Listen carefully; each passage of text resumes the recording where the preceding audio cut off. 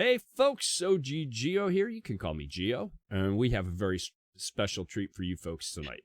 We have the most special of special occasions going on tonight. We have the one, the only, the incomparable Majesty. How are you doing tonight, my friend? I'm good. How are you? I'm doing great, thanks. I'm really glad to have you with me. Interesting thing was that everyone makes fun of my co-casting army because I have a lot of people that enjoy co-casting with me that I enjoy co-casting with. And tonight, all of them were actually in a match. So three of the 5 or 6 co-casters are in this very match that we're about to cast. So I reached out to my friend Majesty and I said, listen, can you do me a solid? You know it's not good for anyone. It's not good for the community if I am solo casting. If people only have my thoughts to listen to, that's dangerous for everyone. And you did it. And not only did you do it, you've got a cam, you've got a bow tie, you're looking great. Thank you. How are you feeling tonight? You looking forward to this one? I am. I'm looking forward to this. I'm glad. I'm happy to go back to the co-caster seat. Not have to sit here and practice rapping the whole match. Just take it a little bit easier. Talk a little bit more smack, maybe. You just get to be smart and I got to do all the work? Is that what you're telling me? Yeah, exactly right. So the coin flips are happening. So I'm going to be bouncing around doing a little bit of business here in amongst us talking. But in the pregame show, and by the way, Bimaduo, I hope that's how you pronounce that because that's amazing. Thank you for the follow. I appreciate it very much. Little Bear, thanks for the follow. I don't thank anyone for anything once the match starts because I think it's a little more important to cast the match. So just so everybody knows my policy on that, I don't call out thank yous during the match.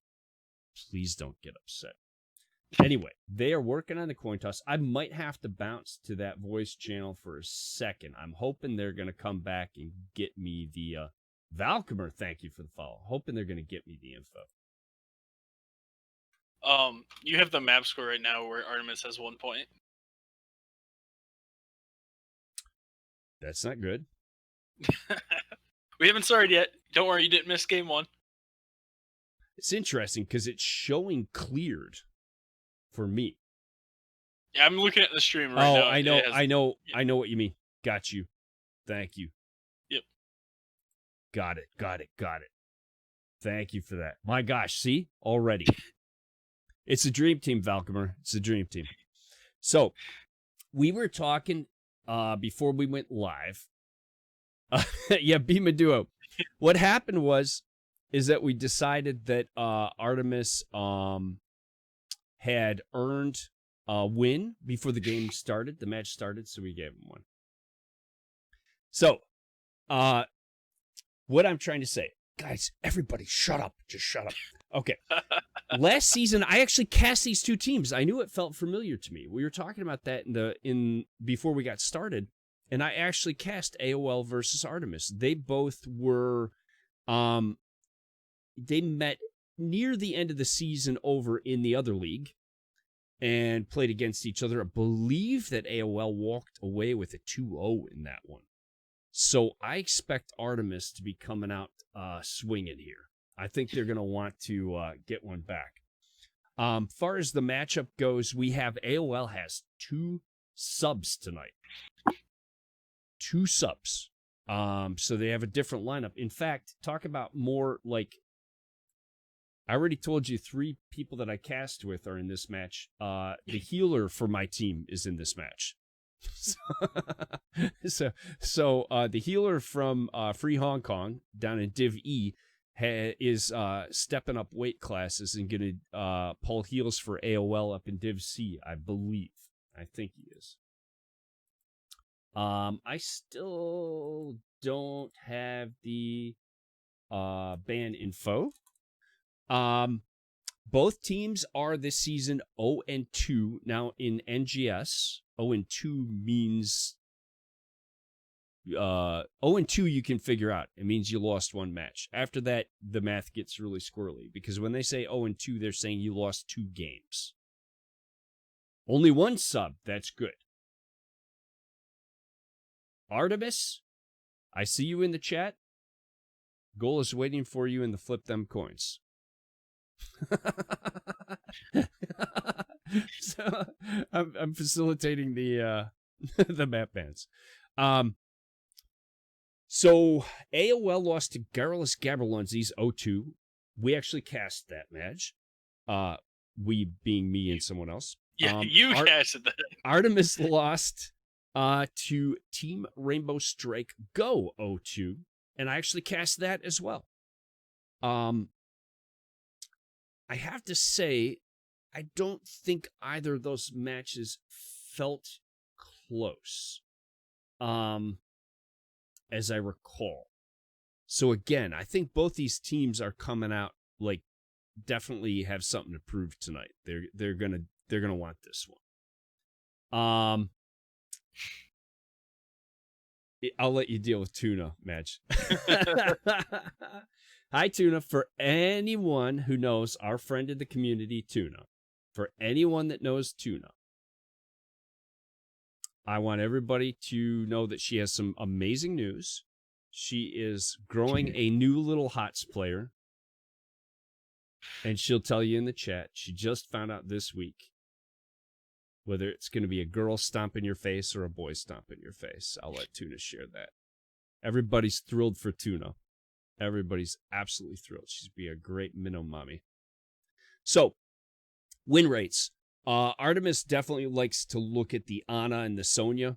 Good picks for them. Annie Oak League really likes Diablo Stukov. They started playing a lot of May. May's a big play for them. May's just good all around right now. I was just gonna say to you, Matt, yeah, like good for everybody, right? Survivability of Johanna on a tank with the mobility of ETC. What could go wrong? And CC for days, right? Either, I don't know if it stuns or slows, you tell me, but my gosh. And the thing is, we talk about it after every match. If you look at her stats line, it looks like she didn't do anything. Like every it's the same way as ETC, right? Like ETC's, if you look at his damage numbers and stuff, they're all pitiful damage numbers. With the exception of maybe his auto attack if you go like E-build, but that's a whole different thing. But like his CC chain, his single target CC chain is like almost 5-6 seconds long if he gets everything off with the mosh and everything. So I mean, it's the same way with her where it's like it's just she can CC chain someone on her own for such a long time, and she got good area denial with the Blizzard. And that's really what you like in a new tank. That's kind of what we needed in a while. Like they tried other versions of tanks with like the Blaze Urel tanks where it's like more, pushback or stun, the delay, but we needed something with more area denial because that's what we tend to favor in HOTS for our tanks. The Mal'Ganis AoE stun on his Q, the sleep, ETC, the Johanna. If you think about most of the main tanks in this game, they're area CCs. And not just that single target CC that they were aiming for with the other ones. This game is all about the lockdown, right?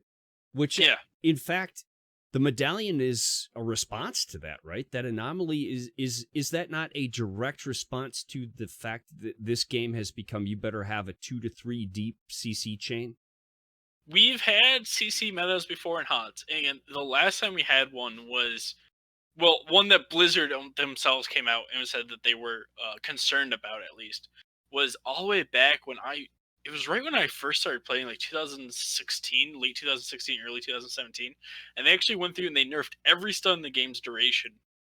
And like there used to be stun, like Gazlo, like E-stun used to be like almost 2 seconds, and Power Slide was like 1.5 seconds. And they knocked a quarter to a half second off of almost every stun in the game. And this time around, they're trying out the medallion, the ability to let you preemptively get out of these stun chains. And it's interesting. I've heard mixed results. I personally have liked it, but that's because I'm a DPS player and I can make plays with it now. I can play my Tassadar, pop Archon, and then when the Thunder APOC combo comes out of the enemy team, I can just click medallion real quick before it hits. And then I can just use that time to Q and kill the enemy.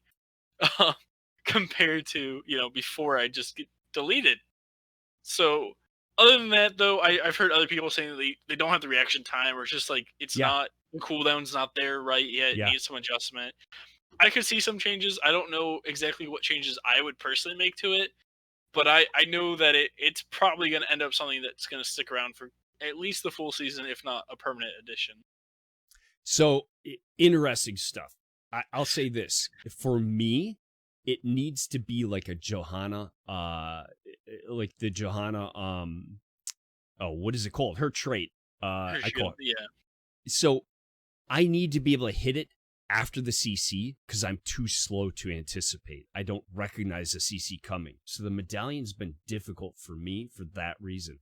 And I feel like it further separates good players from people like me, which, depending on who you are, it's either great or, right? Like, I would think skilled players would say, yeah, let me keep increasing the gap from my skill, right? That's how it should be. I think there's a limit. I think it's almost a bell curve where it's like, you're right. The lower end players, they're not seeing the CC chain coming. They're not using it properly. Like maybe you could use it to get a root or a slow or something, right? Right. You could, like the CCs that aren't stuns or silences that keep you from using it. The top end players, what we're seeing a lot in the tweets from the people who have been playing in the in-houses and preparing for CCL and all that, is that actually they don't like it. A lot of those members don't like it because it makes it so hard in the late game for the tanks to engage. Because they're like, oh, they have their medallion up. If I go in to make this game-ending play, it's just going to be medallion, and then I'm out of position. I'm going to die, and I'm going to throw the game instead. So it is intriguing. That is the other thing, right? You have a very talented player on the other side, so you throw a Mosh that has a 100 to 120. I know you can reduce the cooldown, right? But it's got a long cooldown, right? They don't care about that medallion's burned for 5 minutes because the game isn't going 5 more minutes.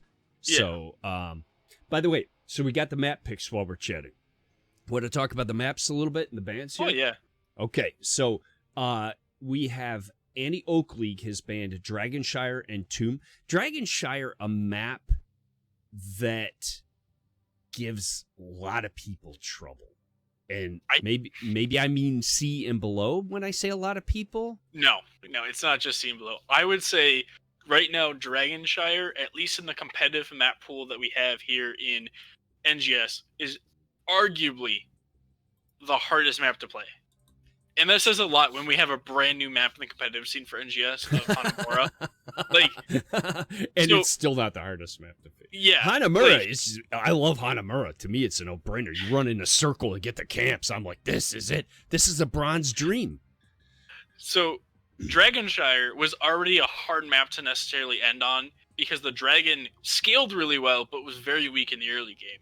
So you had a hard time to win necessarily on a snowball. Okay. Like you had to get to 20, you had to get these late game dragons.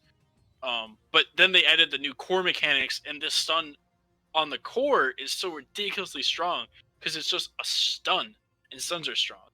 And so it became even harder to end.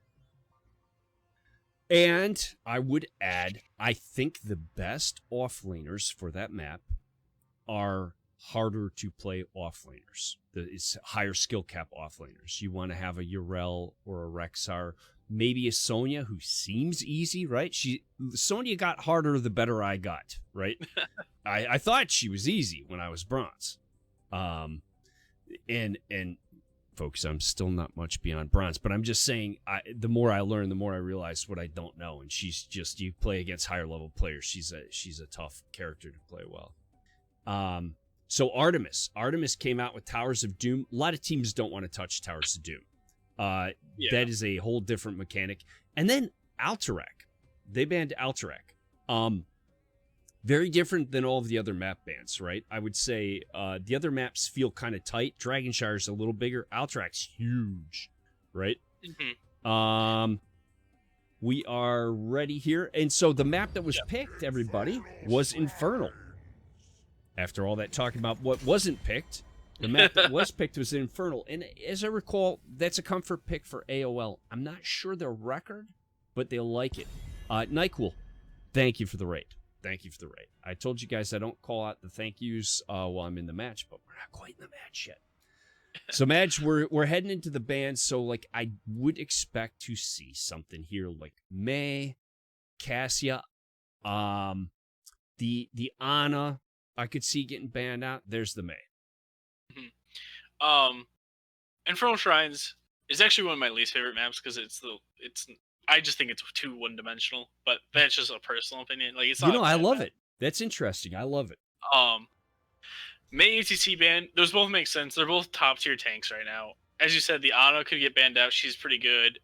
Deckard is still really solid, but a lot of people drifted away because his healing got nerfed with the Ruby. But he's back to being the CC-based healer that he used to be, more so than the healing output that he kind of became with Ruby. Tassadar, all right. Crow, Garrosh. So that's just, they just don't like, that's, I didn't see that as a big pick from AOL, and AOL bans out Diablo. So folks, I don't know. It feels to me, man, it's like that was 4 tanks. Boom, boom, boom, boom. Yeah, looks like we're just doing the classic tank choke. Now Johanna picked up. There's still plenty of like pickable tanks. Like obviously the Morgana just came out. I thought Muradin. I worry about an early Mal'Ganis because he feels counterable to me if they get the right CC, like an Anduin, and you root him down as you see him coming to sleep you. Yeah, it's interesting. It depends. Like, I think Mal'Ganis is one of those tanks that just comes down to your tank player. Tank players that like Mal'Ganis will really like Mal'Ganis all the time. Yeah, Gola tank loves players him. that don't like Mal'Ganis never like Mal'Ganis. Okay, Gola loves him. He really does. He certainly plays him well. There's the Deckard you're talking about, and Tassadar, no surprise, right? Yeah, no. So good news, we actually got, so the Gul'dan pick, that is a comfort pick for Vince Noir from AOL, and they thought she was going to not be in this match, but she's here, so that's great for AOL. So they're playing with only 1 sub. And I want you to talk to me more. We're going to see these bans, but also there's, interesting, I wonder if that's a target ban. I don't think a Raynor for this map is necessarily being the guy. Am I wrong on that? So it depends again on who you ask. Some people still believe Raynor is the #1 assassin in this entire game right now. All right. As the game is actually getting very close to a very balanced state once again, and when we tend to end up in these balanced states where it kind of becomes like you just pick whatever's good for you because everything's basically the same in terms of power level. Certain heroes tend to excel in those metas, and the ones that are common are Raynor, Greymane, Jaina, Li Ming. Are kind of the 4 DPS that shine because their base kits are so good. Okay. Raynor, with his survivability and be able to stay back farther, and then having the E heal, we're kind of entering into the meta where we're going to see a lot of Raynor once again because of that. And now we have Tracer Rhaegar. Is Tracer a pick for them? Tracer's, Trance has started leaning into the Tracer hard. And Trance is a skilled player, so if he gets an opportunity, he can do things with her. The Ariel ban makes me wonder if they took a look at Kaze's profile. Kaze used to play quite a bit of Ariel. Otherwise, I can't really understand that ban. She's certainly not meta anymore, right? She's usually in some kind of a comp, working in a comp. I love that Imperious. Imperious. Yeah. Ariel pairs very well with Gul'dan. Like, that's one of her classic pairings. So it could be from that. Okay. All right, because of the steady stream of damage he's putting out, he's just charging her up all the time. And then he likes the constant healing output that she can provide as well. And every heavily work. He's the warp charge. I love the Leo pick. Leo fallen off at a lot of levels from what we used to see. Yes. But played well can 100% turn a game, especially late game. The Buried Alive, of course. I'd say he probably sits comfortably either at the top of like a B tier or the bottom of an A tier. Like where he's still pickable and he's still good, but like a lot of people just aren't really thinking of Leoric, and I feel like that's just because a lot of offlaners kind of got bored of him. I could see that, and also I think he's easy to play basically, but he's hard to play really well. In fact, one of my teammates just said, "I need to train you on the whole Wraith Walk Q." When you get into your 13 and your 16. Yeah. Right? And you're doing the damage reduction. It's not that easy when a bunch of stuff is going on. So, as we're loading up here, take me back to, you said the map's one-dimensional. We're going to introduce the teams, but then as we get into the crap show where we all go mid and waste mana, I want you to talk to me a little bit about, by the way, there is a direct correlation. There is a 1-to-1 relationship between division level and how much mana you spend in mid before the minions arrive. I would be intrigued to know that. All right. So, on the left side match, in the blue trunks, we have your Annie Oak League, represented by Gola on Mal'Ganis, Yatre on Leoric, Kazekata on Rhaegar, Transformer on Tracer, and Vince Noir on Gul'dan. Tell me, Madge, who have we got on the right side? We have 7 on Deckard, honestly, on Johanna, and they're all talking, so it's overlapping. Come on, Kate, you read, Madge? What's the problem? Night on Imperius, Ashcombe on Tassadar, and I think this is Dark Horse underneath. Yeah, it's Dark Horse on Greymane. And I hope it's Ashcan. And ladies and gentlemen, we're in the Sea West. We are throwing out all kinds of abilities for nothing. We're all just brawling it up. That's a good start. Okay. We're getting Tracer Bomb, you know? Tell me. Oh my gosh, I didn't go into the game. I made the huge error. Sorry, everybody. Sorry. First time I've done that. Since I started casting, I stayed on our faces. Well, look at us. Wouldn't you rather see us? So talk to me. The map you said is a bit one-dimensional. Yeah, I would say that in 99% of all Infernal Shrine games, they all play exactly the same way. Okay. You up until the first objective, you're just going to see teams go mid-bot. They're going to take a break any second now. They're going to go get their mid-camps. Whichever team gets mid-camp first will get bottom camp, usually uncontested, because the other team will just use the opportunity to clear out their mid-camp. Then they're going to go back to mid-camp. They're going to go fight for the objective. Winner of the objective is going to push. One person's going to split off. And it's just going to play out basically that way for the entire match until somebody kills the core. So now I understand why I love this map. Yeah, like it plays out almost like, see, look, we have a bottom camp. Ooh, what a little bit of spice. They went for bottom camp instead of mid camp first. Like, you're always gonna pick wave clear. The objective is literally just wave clearing, right? Like, the objective itself is just more wave clear. So like, you end up drafting so much wave clear that like the whole early game is just kind of stalemated. Well, we've got a spicy invade here by AOL. Looking at the red team siege camp, Artemis doesn't get caught. However, Ashcan does get picked. I thought he might make it out of there. However, counter kill the Tracer's picked off as well. So we just got a little bit of spice, with an invade.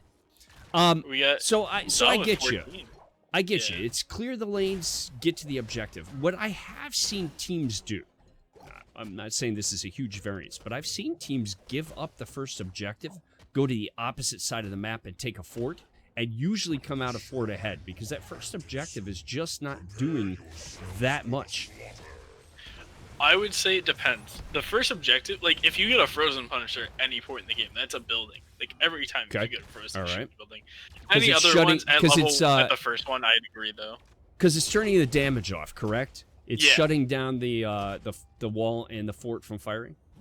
Yeah, it's the equivalent of having a Sylvanas that's able to dive in and get the fort turned off right away. And usually you're using the fort and the towers to clear most of that objective. Like, you're not doing most of the damage yourself. So having that turned off really delays the killing. And this one's going to be a mortar Punisher. So that's the kind of detail that a player like me, that at my level, I never even considered that. I just know the Punisher's coming up, we go fight for the Punisher.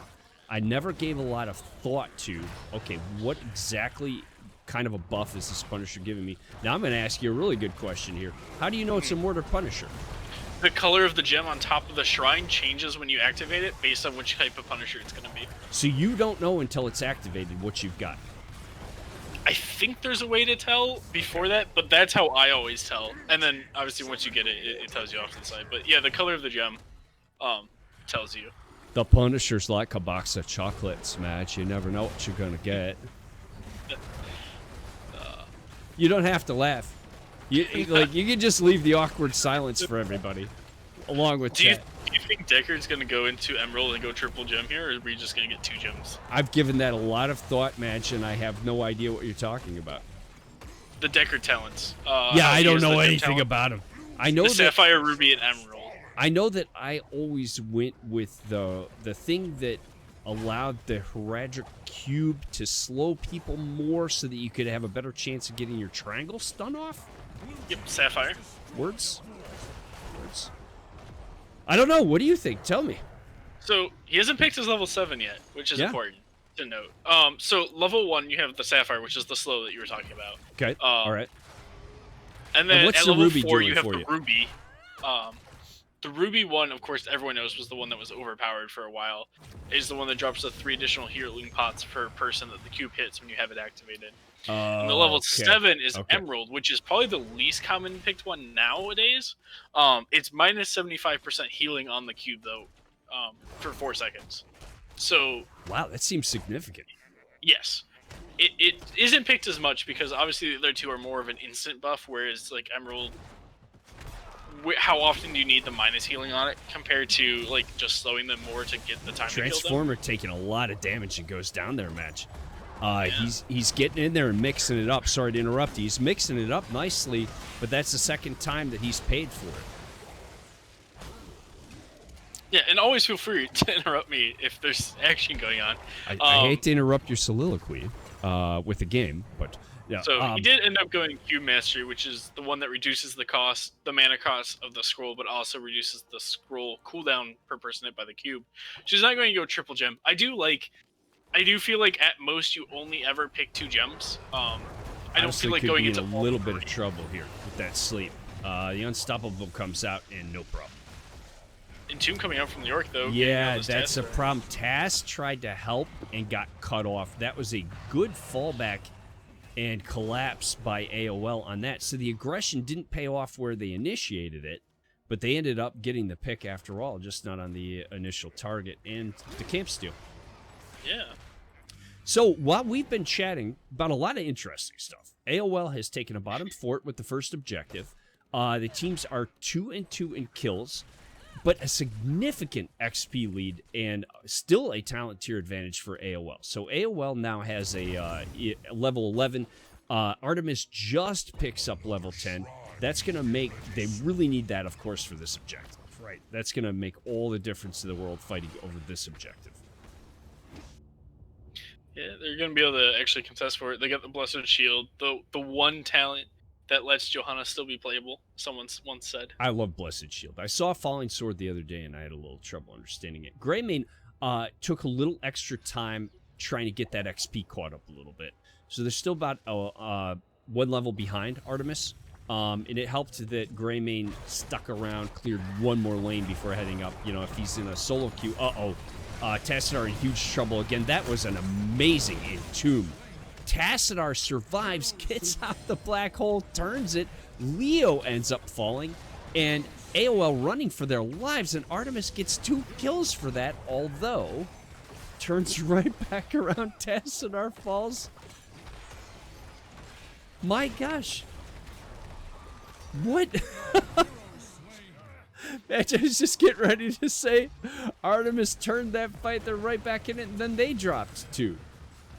Yeah, the Tracer will be able to go back in to start cleaning up some of these low health targets, even after losing 2, is really helping them right now. Yeah, and that's a bit deep for Imperius. Yeah, wasn't able to walk around though. There is 6 ruby potions there. That would have turned that fight right back in their favor. Yeah, it was a good aggressive move from an Imperius who can surprise you how tough he can be when he's low on health, but without picking up those potions. That fight turned in a split second. Yeah. Before they pick this up, can you guess which Punisher will be? It's too late. There's gonna be Frozen. I think it's gonna be the Frozen. Yeah. Match. I So believe we blue, have Frozen. blue Frozen, orange. Okay, so this is a fort for sure. So yes, AOL this is probably fort and keep wall, I'd say. So let me ask you this. But you can't just leave this Punisher pushing, count on it to get the fort and go get the mid fort if you're AOL? You could if you just wanted 2 forts, but keep wall is a lot of XP and be able to get that catapult pressure directly onto the keep. And if you get a couple picks here, you're also looking at a keep.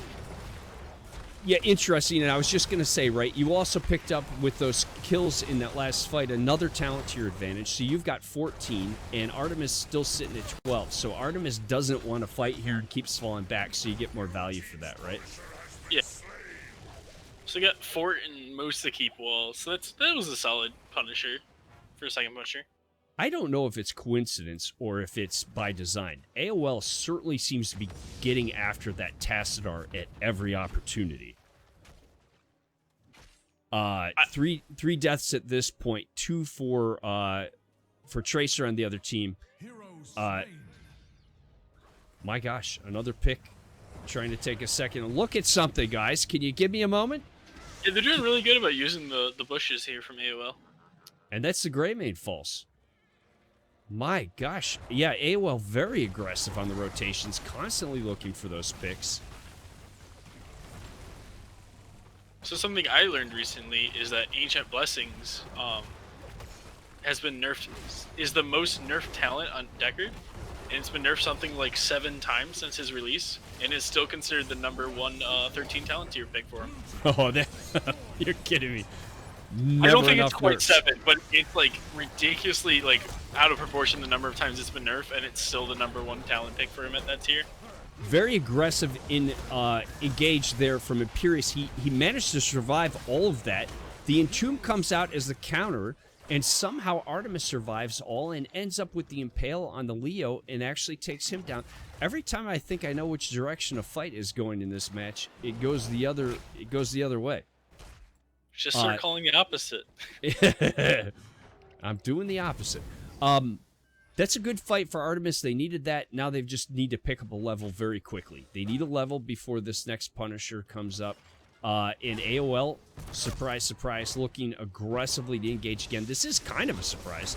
They do have the talent tier advantage, but goal is very low, and they're in a 4v... Well, they do have a 4v4. They probably see Imperius top, so they knew they had even numbers, and they have the talent tier advantage.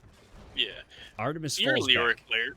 What do you think of his 13-16 going the auto attack build?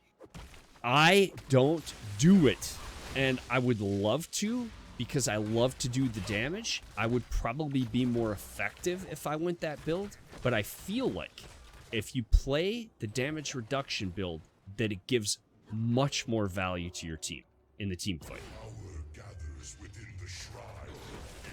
I agree.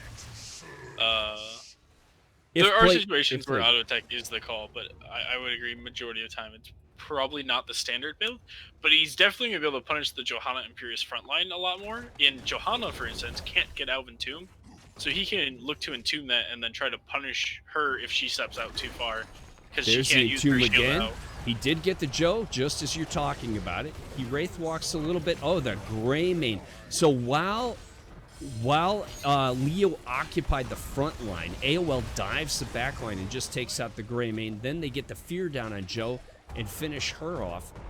They're managing, again, like a pack of wolves to sort of pick off one at a time instead of fighting a 5v5. They turn it into like a 4v1 and a 1v4. Alright, so this is going to be an Arcane Punisher because it's purple. It also changes the gem in the middle. But can we talk about this Rhaegar landing these Ancestrals every fight? I haven't noticed it. Tell me about it. Tell the audience about it. I'm missing it. At least this last fight, he landed it on the Leoric while he was at slightly below a quarter. That's why he did so well, even though he was taking all that damage. Yeah, and then I think like every fight he's landed it every time I've seen him at least launch it out, and it's always been part of the reason why AOL's been winning some of these fights. Also, Deckard took Haradric's staff at 16, and I'm excited. So every 5 seconds, his next auto attack against a hero will stun for 0.75 seconds. And it's going to really mess up this Mal'Ganis if he's not watching when that comes out, because he'll go in thinking he can get a sleep or something, and then he'll get stunned out of it instead. Okay, so that's sort of in the, I'm trying to sleep you and you're trying to stun me, the stun wins in that case. It's also really good on Tracer, right? Because like Tracer might run up to Deckard trying to land the bomb and just get stunned and has a chance to just die there. That's really interesting. Oh boy. So Artemis gets right around the Punisher and does get a kill on that Tracer you're talking about, but Greymane falls again. AOL continues to punish the backline of Artemis first. Artemis still, it's a 4v4 here. Goal is a bit low, going aggressively on Imperius. Imperius turns around and impales Leo. Leo misses the spooky hand, but they just back off, does AOL, and Artemis is still cleaning up the Arcane Punisher. I know what it's called because I heard you say it. Ooh, the Arcane Beam almost finishing off that keep there. It was really It was close. so close. That's got to be... 219 health. Is that how much it has left? Yeah. So Artemis digging in here. They still have 3 keeps. They've taken no structures for AOL. They got a camp here they can grab. AOL grabbed their camp. And they need 2 levels to make up. And if I'm Artemis, match, I'm saying to my team, listen, it doesn't matter. We can lose every single team fight, every engagement. We can walk away losers. Every engagement in this match, we just need the last one. That's the way HOTS works. It definitely can be. There's a lot of games that come down to that last one. Let's check out these 20 talents, see if there's anything interesting here. Nothing too crazy coming out of AOL on 20.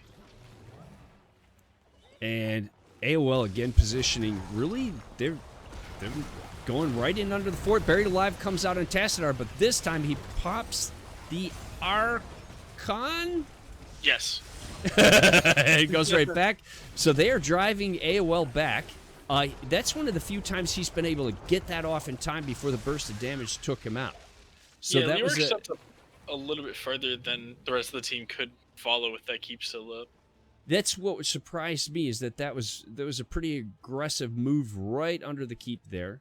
AOL probably would have been okay, but I think they were disciplined enough to say, let's don't take damage we don't need to. Tracer going in and just harassing Imperius, and they chunk a lot of damage on Imperius there. Deckard shows up and kind of drives him off with his Roderick Cube. I'm trying to watch this Deckard to see who's he's getting these stuns on. I don't know how many people he's actually hit with it yet. But I think he's holding it for the Tracer, for when Tracer dives in, because that's going to be the easiest target for them to kill in a 0.75 second stun. At this point, can we stop referring to this this keep to the right as Artemis's keep? Because I think it's, I'm sorry, camp, that siege camp, because I think it's gone to AOL like every time this game. I believe that's AOL's camp. Every camp is your camp if you believe it. If you really believe in it. Okay, so there's the 20. We talked about it. They wanted the 20 before this came up. They got it. And as bad as things look for Artemis, and they don't look good, they're still in this. They're trying to clean up. They want to clean up that bottom lane because they don't want a catapult pushing on their core while they're worrying on the objective. The objective just now coming up. They're going to get there within plenty of time. AOL is set up already, burning down the objective, clearing the lane, and waiting for their opponent to show up. And here comes Joe, walking right in without a care in the world. Pops her trait. She is unstoppable, but she's really deep, very far beyond her team. And Mal'Ganis goes directly into the enemy. There's the Entomb, and that is the kill on Joe. She's finished off. And the red team is going to be on the retreat here. Kaze gets picked off by the he Ancestrals himself right on time. Imperius got the Impale match, and Kaze said, I deserve an Ancestral too. Hit it right on himself just in time. He would have fallen there. So that Joe got a little bit deep, and it allowed Mal'Ganis to use his what the hell is it called? The Carrion Swarm right into the backline, and that kind of drove the backline Artemis back, and AOL was able to just push in there, get that first kill, and take over the fight. Now they've got the Punisher. Yeah, the Warder level Punisher. 3 Carrion Swarm is really strong with the 2.5 second sleep at the end of it, going on to the close targets. Oh, I love that. That's a talent, right? Yeah, that's the 20 talent. The 20? Yeah, I love that. So using it early and then just dropping into the backline, he was able to actually sleep all 3 backline members there on that team. And the Mortar Punisher helps take the keep out, so it's 3 keeps down now. I think we're at game here, match. We probably are, but the core's not dead yet, so it's hard to call sometime. I think they're gonna have a hard time stopping this. Imperius with a nice impale there, but he gets feared. Buried Alive gets nobody. That's the first time that's missed. Yatre with was money on the Impales right up until it didn't matter, and that's GG. The GGs come out. Good game, well played to both teams. Yeah. Fantastic. Sorry again, folks, for me not showing you the Clown Fiesta at mid at the start of that one. Whew. Madge, I'm exhausted. That was a lot of stuff going on. You were quizzing me. I felt like I don't know the answers. All right, let's take a look at the stats. You see anything jumps out at you here? The Rhaegar healing, I would think a lot of that goes down to those Ancestrals. Yeah, the Ancestral is a large part of his healing for sure. He also took Storm Shield at 20, so that's going to help that number go up a little bit since it is healing and shielding. And I think sometimes people negate the shielding portion of it. Johanna did 3,800 team healing, 273 from Pierce. How did Johanna heal teammates? Oh, she also took Storm Shield, so that's actually 3,800 Storm Shields onto allies from Johanna, which is actually quite. That's probably like 3 that she got off at least. Self-healing wise, though, AOL had a lot of self-healing as well. I feel like in that last fight, she went a little deeper than she wanted to. That last particular fight, that maybe if she had not gotten quite that deep and gotten separated, they might have gotten a fight they liked a little bit better. But it was tough. I mean, you're fighting down, you're fighting for your life, and at that point, you feel that sense of desperation, don't you? I mean, in spite of, you want to be calm, you want to be measured, but you know this is it. You know this is your last chance, and that's a hard situation to fight into. I feel like overall the teams were very evenly matched in skill-wise, and AOL just got the early lead and was able to just run with it a little bit. So I mean, I could very well see this going to a game 3. No question. It was 12 kills to 8. 12 kills to 8. So I mentioned at some point that Artemis had lost all the team fights, but when I say they had lost all the team fights, right, it's like they had lost them by 1 kill, you know? It's not like they were getting 4-man wipes. In fact, I don't remember that ever. I don't think it could have been because they only died 12 times. All right, let's do a quick update here to the map overview. So first game goes to picked. You know, I believe I have noticed. I think it's true that the team who picks map has there is a more often they are winning whoever picks the map than whoever first picks, and I think there's 2 reasons for that. I think it's much more important where you're playing than who you're playing, all things being equal. Second of all, I think you have a huge advantage picking last with your offlaner. I'd agree with some points there. So definitely like getting that last pick, counter pick is really important, especially in certain maps, right? Like if you map pick like Dragonshire or Braxis where the offlane has to win, like it's kind of a flex because like the advantages they got from first pick just 100% went away. Okay. And now like you get map pick and you basically got the better pick anyways. All right. Okay. A lot of the times though, like winning the offlane isn't really required, just not losing the offlane, right? So fair enough. It's not necessarily as important, but right now when you are entering this more balanced game state, like I said earlier, then having that last pick having the first pick kind of loses priority because there's not really a first pick hero per se, right? Like we don't have Cassia still OP running around. We're like, oh, we want first pick because we want the chance to get Cassia.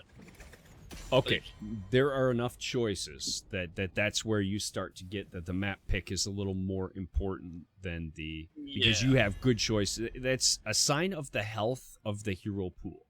Yeah. Okay.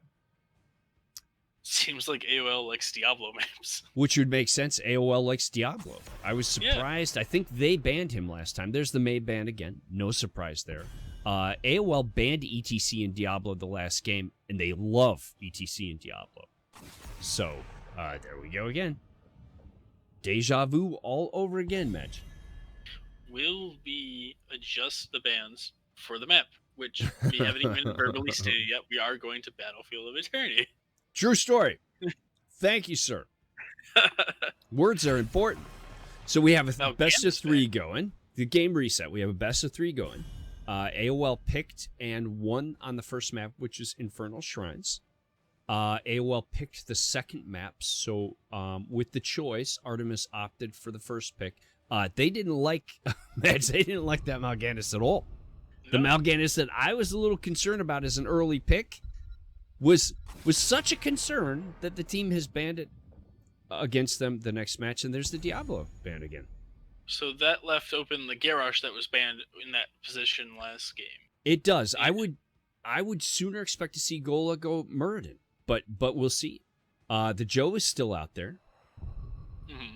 This is a good Johanna map as well, because you're gonna have to pick an auto attacker for race on the Immortal, and there's gonna be the Johanna once again. It's actually a really good main tank Blaze map as well, though, so maybe we'll see that come. Oh, interesting. I don't know that I've seen AOL play that, but that would be spicy.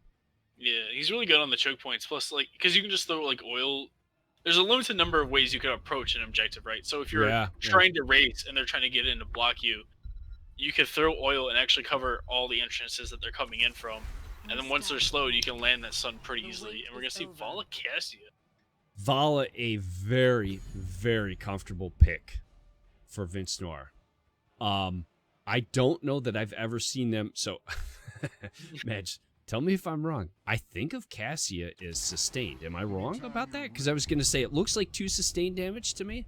Am I wrong? It is, but both of them are very high damage output and can do so very quickly. Bursty. Okay. So, while they have good autos that are going to let them sustain across the fight, I wouldn't be surprised to see them get quick picks as well. I am more intrigued to see if this Cassia will go the auto attack build or the Q build that's kind of becoming more popular over in Europe right now. Oh, okay. The Rainer and Li Ming, I mean, like as classic as you get on BFV, right? You got Immortal Burn for days. You have the burn, and you can poke it out if you get zoned out a little bit as well. Sonya ban out, another good solid racer. I'm intrigued to see if we'll see a Rhaegar ban here, because Rhaegar provides the race, and he was landing those Ancestrals. Plus, they'd have the option for a Bloodlust comp if they want to move into that with the double auto attacker already picked up. You know, Madge, the thing is, someone's going to pick Artemis and tilt me, and then everybody's going to explain to me why Artemis is okay and good on this map, and it's just going to tilt the heck out of me. That's my only issue with this map. Oh, boy. The respect band. It's got to be a direct respect band to Kaze, right? You spotted that. I did not. That plus the option for Bloodlust. Bloodlust, well, it's actually nerfed to where it's actually weaker than it was before it got buffed originally. The change to 20 still makes it a very viable pick because it scales very well now in the game compared to before. There's the Muradin you talked about. He likes it. I like it because it's an... What did I say? What did I say? Yatre! Blind. Dead to me, Yatre. Dead to me. Yeah, and then they all explain to me why it's not a bad thing on this map. It's probably not. Everyone knows more than me about this game. You were saying? The blinds, the blinds come in very handy as well for the Cassia. Why is the Artemis is on Cassia's team? Yeah, but see that's the point though, right? Because Cassia does bonus damage to blinded targets. Oh, I didn't know this. Yeah, part of her W has a passive effect where she does like 25% more auto attack damage. Or more damage, not just auto attack, but all damage to blinded targets. That's why she has a blind built into her kit. That's why she pairs very well with Johanna and Lili and Artemis. See, Madge, if anyone ever tells you they don't belong in silver, we're there for a reason. Don't believe them. We are there for a reason. And then Stukov is good on this map too. I love his race is actually surprisingly good, but also for the same reason Blaze is good for the tight chokes. Leading to objectives, like Stukov can get a lot of value in those. I'm really intrigued to see what this variant ends up picking. Madge, it's got to be a taunt variant with Diana, right? Tell me it's a taunt variant. All right, so I'm gonna say no. Oh, Madge, I actually don't think it's Twin Blades either, though. I think it's gonna be Smash Shieldbreaker. Smash Shieldbreaker, yes, would be very good with Artanis. Okay. Fury Shieldbreaker would also be very good in Artanis, but Smash plus the Ming on the race will burn almost half the immortal instantly. Like you can apply that to the. You can apply that to the minus immortal. armor. Minus armor. You can apply minus armor. That's the same reason why Triron was good on this map. Because you can apply the minus armor to the immortal to speed up your race. And when you pair it with a mage racer like Ming or Hanzo, where they're kind of doing their race as quick bursts, quick steady bursts, it's very efficient if you just go, hold on Ming, hold your stuff, smash the immortal, and now burst it. Unbelievable. You know so much stuff about this game. On the left side, Majesty. Yeah. Representing your Any Oak League, we have Gola on Muradin, Yatre on Artemis, Gazekata on Stukov, Transformer on Cassia, and AOL, not any other, AOL Vince Noir from Vala. And tell me, Majesty, who do we have on the right side, sir? Honestly, on Johanna, 7 on Anna, Dark Horse on Rainer, Ashkin on Li Ming, and X every night playing that Varian. Every time you say honestly, I want to reply, well, I hope you wouldn't lie to me. And then I realize I've been a dad for 14 years. That joke's the best. So, yeah, so if you read Cassia's W, which I already have pulled up, her passive effect is Cassia deals 20% increased damage to blinded targets. Fantastic. Excellent. Okay, so synergy. Yeah. Okay, speaking of dad jokes, I had two that did not get the proper attention in a Discord that you and I belong to today, Madge. So I'm going to share them with the crew. So first of all, there's a very nice gentleman that you've played on a team with named 8-Bit, who ordered some wonderful Indian food, some butter chicken with some rice and some naan, and he said they didn't bring him a fork. So I replied, 0 forks given. That's 0 forks given. Match. Yeah. Zero. I saw it 0 originally. forks given. Okay. All right. That's part 1. Part 2. Part 2. It's supposed to update itself, chat. It didn't update itself. Part 2. Somebody said a chef told him, we got a lot of action going on here, but I don't care right now. I think Golem might Muradin. Oh my gosh. In order to get Muradin out, Cassia falls. Cassia falls, Mitch. And we're dying for this camp here. So the first kill goes to Artemis, which is a good start. If you're down one, you want to start building some confidence, that's a great way to do it. A lot of damage coming out from the Rainer on the Muradin. Joe's in there, but pops a trait. Game 3. We're not rooting for anyone, but we'd love to see a Game 3. Contradiction. In Game 2, you always root for the loser of Game 1. It's just because you want the longer cast, right? You want the Game 3. It is going to be Taunt Variant, though. Just level 4 was picked out. Okay, all right. They take advantage of that kill and pick up the camp. Artemis is just like chunking away on the camp top, which he's handling solo pretty well. He's doing his part.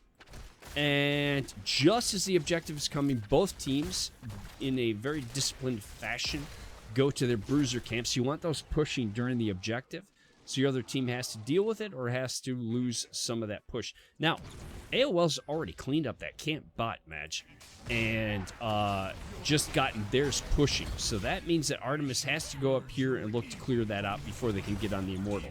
That's important for AOL, who probably doesn't have the same level of race that Artemis does here.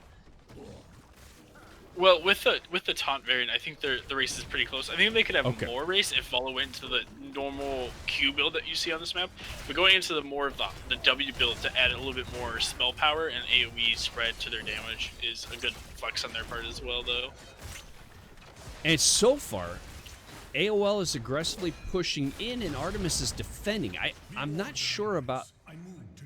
I don't love that, actually. I think... Well, I don't like defense most of the time. I don't like defense most of the time because that's exactly what teams usually do, Match. They send off their best racer to the other Immortal, right? And it's pounding away while you're just using your Immortal as your fifth body. And meanwhile, Muradin falls, so that gives Artemis a chance now to push forward, defend a little bit more strong. Oh, I'm sorry, you're saying Rainer from Artemis was my fault. Yeah. My fault, yeah. Oh, he's chunking. I had it backwards. He's got that Exterminator. Yeah, they're doing exactly what I want them to do. Forget everything I just said. They also have the taunt variant that can like Wow. if you're standing underneath one of the immortal circles, he can just quick Oh, charge gosh, taunt yeah. you to keep doing it. So I mean, it's not like taunt's bad. Again with the Cassia target, and she falls almost immediately. Gola takes a chunk of damage. And Artemis looking strong so far, match. Pushing with the Immortal. Immortal still has almost half a shield. Subdue time, and we have mind numbing agent. The wall's down. The shield is still up. Varian went back up top, so they're not losing any XP. Artemis has a 1-level lead and does have a talent tier advantage currently.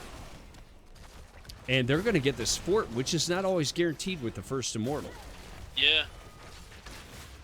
Showing the power of the mage. I really do like double auto attack right now in the meta personally, but it does require you to focus fire very well.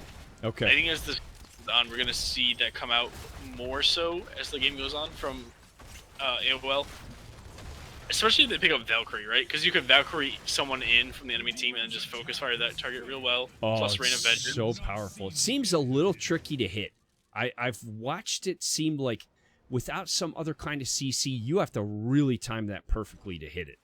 Yeah, but with the choke points that some areas on this map provide, I think it becomes a little bit easier. They just absolutely exploded Artemis. I mean, that he said, "Hey AOL, you think you can do the rotations? Okay, all right, take a look at us. We came to play." And the camp steal, and they're looking like AOL did last game. Doing the quick rotation, easy blow up, take the camp.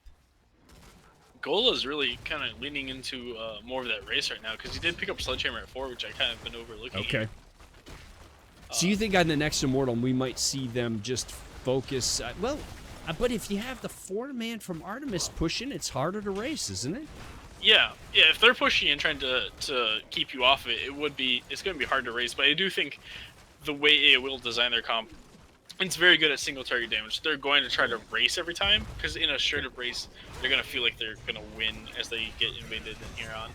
So AOL had a very very gutsy push into that bottom fort, wanted to trade back, and that's going to cost them another quick rotation on a small-ish map from Artemis, and they take out Muradin and Stukov, and they're probably going to get Cassia here again. Yeah, she didn't quite go back far enough there to get out of vision. Yeah, oh, she got the fort, though. So they do trade. You know, that's not a terrible trade. I mean, if I'm telling you I can get you even on forts for... Jack comes out. If I'm telling you can get even on forts for 3 heroes and you're back for the Immortal, I might take that. I'm not sure. They're still down 10 because of it, though, and I think that's going to hurt them in the long run. But it definitely is going to help relieve some of that catapult pressure as they're going in here.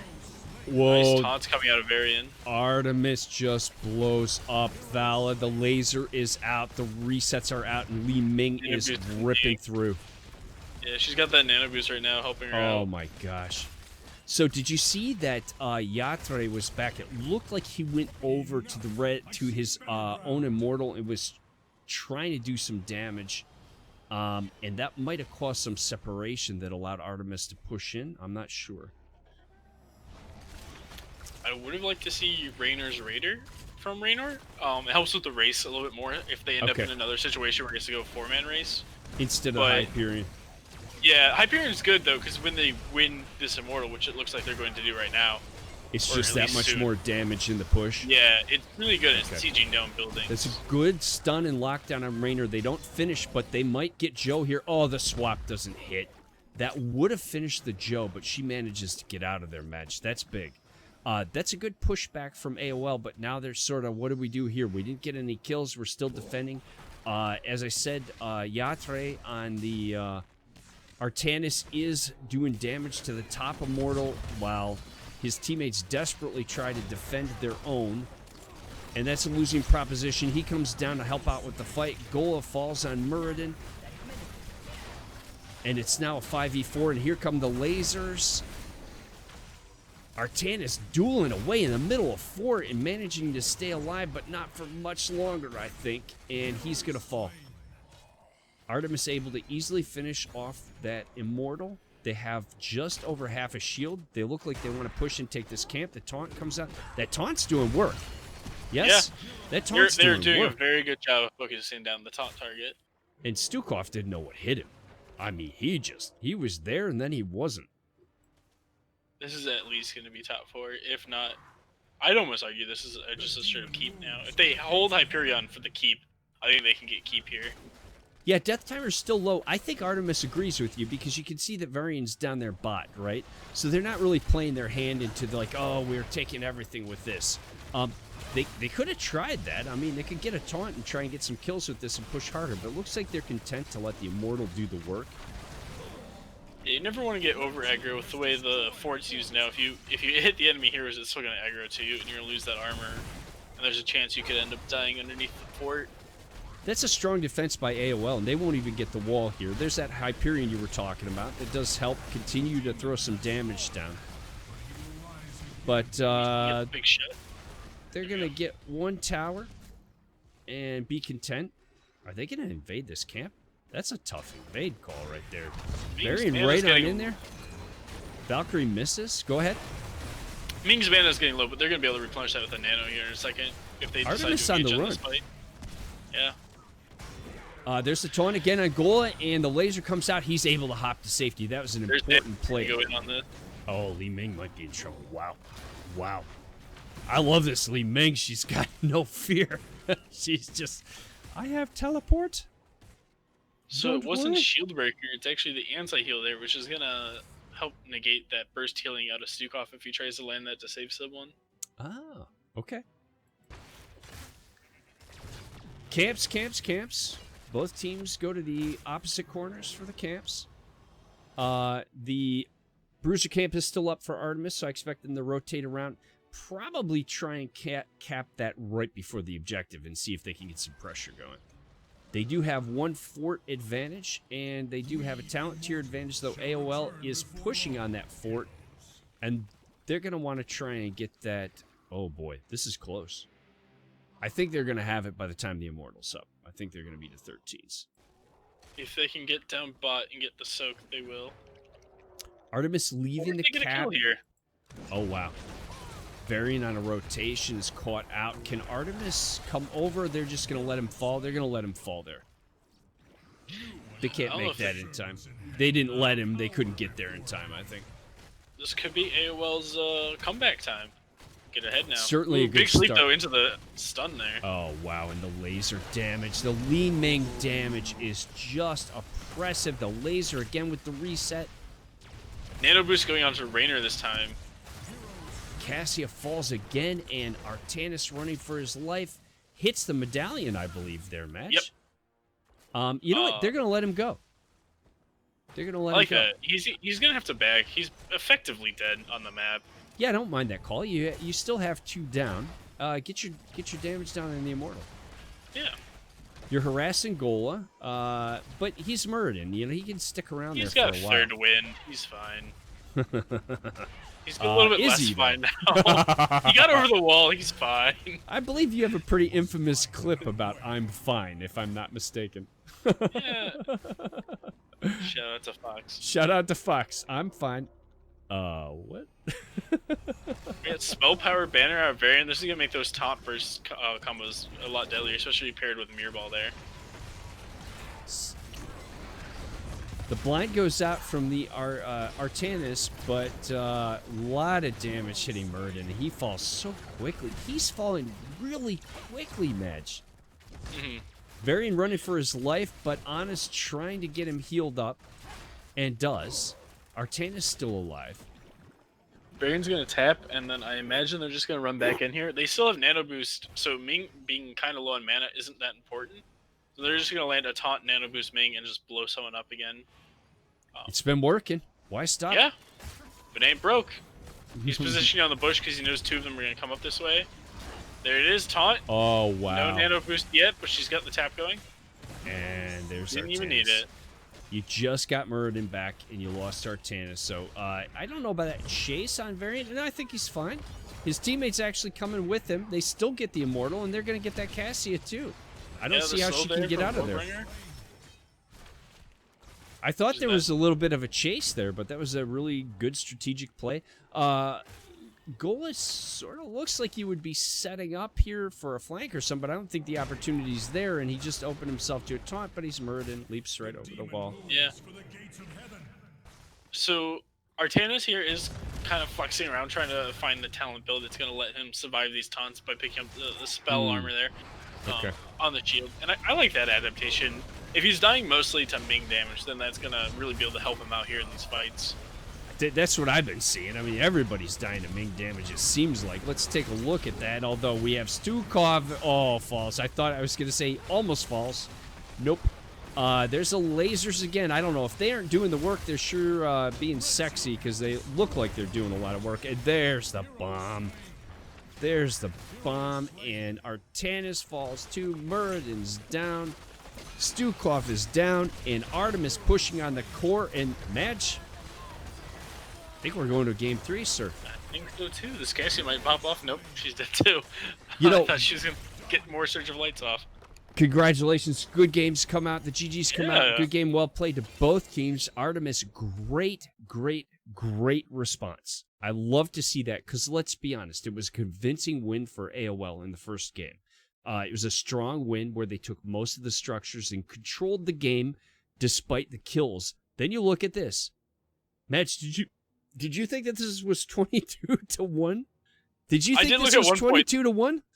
The one time I did check the kill count, it was 12-0.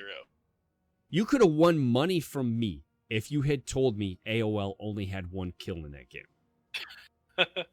I would have said you were lying. But so I wanted to get this out there. You know, I talked about Li Ming. Look at the Raider damage, right? Mm-hmm. I even called it out in myself. It's easy to see the Li Ming damage. But yes. Raider right there with her.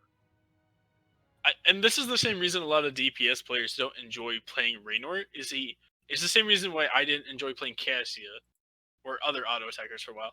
You're doing a lot of damage, but you don't feel like you're doing a lot of damage because it's just not as visible as like a mage, right? You see the Jing and Raynor Frost combos coming out. You see all like the Ming orbs and the Qs and all that. You see the mage damage a lot easier. But it's harder to see that auto attack damage. But it does really stack up. And a lot of them right now are doing a lot of work. And a lot of them are pretty even across the board. So that's kind of why I said earlier on, like, I kind of like double auto attack right now if you're able to focus fire well. I could see us going into this game 3 scenario here. I don't think we're going to see another double auto attack comp from either team. But I could see, like, an adaptation where, like, Taunt Varian gets banned out here. So that was scary. So the Rainer, the satisfaction level isn't necessarily there. You don't get that feeling of the Li Ming bomb or the Li Ming laser where you get to see that one dramatic finishing blow. You don't have that pop-off feel. Yeah, got it. And even Vala gives you that. So it's very interesting to think about the psychology of that you could have an S-tier hero that might get played less than he should because of how he feels. That's really amazing. Yeah, even when like Raynor was like OP and everyone was like, "Oh, Raynor," and then he swapped from the Ace to hold the OP to like, "Oh, Exterminator is the OP thing," and that's when you kind of saw a lot of people start dropping away from him because you no longer felt you never had those crit indicators on heroes. You didn't have a feeling that you were doing a lot of damage, and so you started to see people drift away, even though he was still really overpowered, and they ended up having to nerf Exterminator afterwards. That's great insight. I don't play damage. If you ever saw me play damage, you would know why I don't play damage. So it's actually really interesting to hear something like that. Looks like AOL picked the third map as well here. So let's do a quick reset match. We've got 1-1. AOL has picked all 3 maps. They first picked Infernal Shrines and won. Strong match. Close, but they had a lead through most of the match. Game 2, AOL picked Battlefield of Eternity, and Artemis with a bit of a stomp there. Game 3, AOL picks Volskaya Foundry, and yet to be determined. Indeed, Game 3 hype. So, quick catch-up on chat, okay? Thanks to all the follows. Valkymer, thank you for the follow. Jotak SC, thank you for the follow. NyQuil, I think I caught you earlier, but we appreciate that raid there. Harking Giantsbane, sorry. Thank you very much for the follow. We appreciate it. Indeed, Game 3 hype. We have Patience. Patience wants to see the juice. Juice hype. I just took, right as he was typing it, I took a drink, so it'll be up on Juice hype. camera in a second. So, to the couple of people that have thanked us for the stream, both in lobby chat and in chat, it is our pleasure. As you've seen tonight, I think I forgot to give my standard disclaimer at the beginning. I am not an expert. I do not pretend to be an expert. I am not trying to be Baby Caldor. My goal here is to give you an opportunity to see a match. That's what we're trying to do. Now, you're lucky enough to have Majesty here, so you also get some big brain stuff. But, folks, this is just about entertaining. I would say where I set the benchmark, where I set the bar is, I try to be good enough that you don't need to mute me. That's my goal. But you saw in that last match, I missed the fact that the Rainer was on the red team. It happens. It happens sometimes. So, Madge gave him the juice. Thank you. It's a pleasure having you here. I can't tell you how glad I am to have. I know you were, I'm going to call you semi-retired from casting. Yeah, but, so I did announce, at least to certain people, that I was kind of stepping back from main casting at least a lot anymore, at least for the time being, just because I'm busy right now. So I appreciate you bringing me on to co-cast. I still enjoy watching games, talking about the game. I have a lot of opinions about HOTS. Been around for quite a while. It's effectively a part-time job. Well, I think you're a great asset to the community. And so I'm going to definitely ping you again. And we have the caster army, so I have like 6 other people. So I won't bother you too often. But I'd love to drag you in here to sit in that chair, relax, and just drop knowledge on us. I learn a lot, and I really enjoy it. It's a lot of fun. So, folks, just a quick update. They're having some connection issues for a couple of I think the comms are down for one of the teams. So they're in the lobby doing that. So we're not just... We're killing time. We're killing time right now. I'm not supposed to tell you it.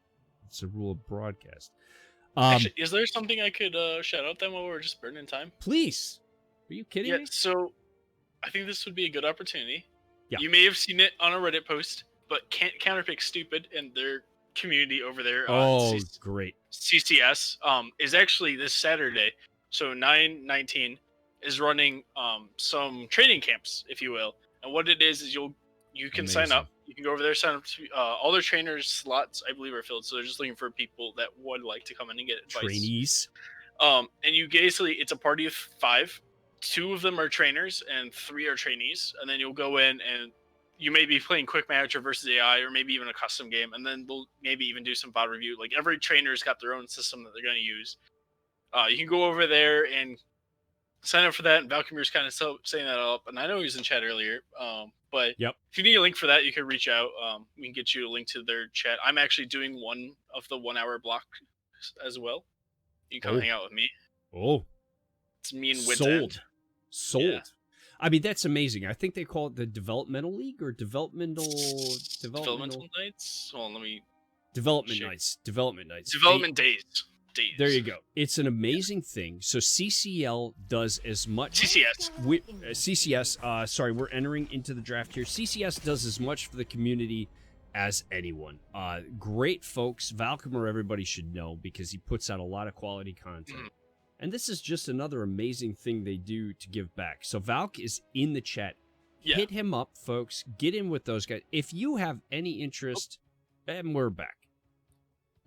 If you have any interest in improving your game or anyone else's, I mean, you just can't miss that kind of thing. Yeah. By the way, this is all about the community, Madge, in my opinion. It's a free service. It is set up primarily for like bronze to gold players to come in and kind of get some advice on it. Qualified.